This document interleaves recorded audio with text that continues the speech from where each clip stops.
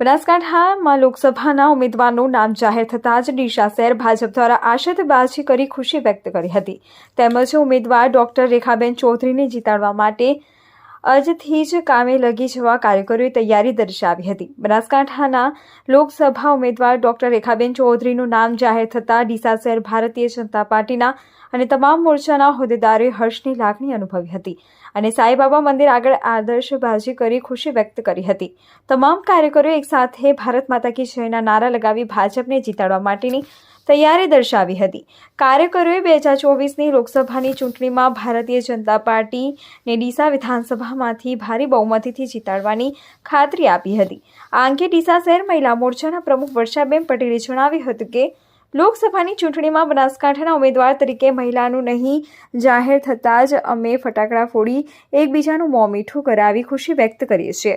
બનાસકાંઠાનું કમળ દિલ્હી પહોંચાડવા સક્ષમ છીએ, જેના માટે અમે આજથી જ તમામ કાર્યકરો તેમને જીતાડવા માટે કામે લાગી જશો તેવો વિશ્વાસ આપીએ છીએ. નમસ્કાર.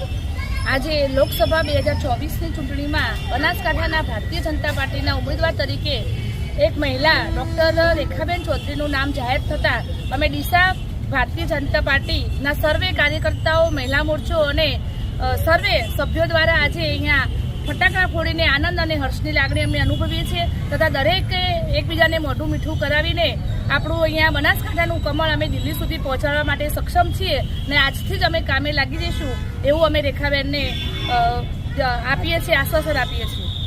भारत माता की जय। नरेंद्र मोदी तुम आगे बढ़ो, हम तुम्हारे साथ हैं। नरेंद्र मोदी तुम आगे बढ़ो, हम तुम्हारे साथ हैं।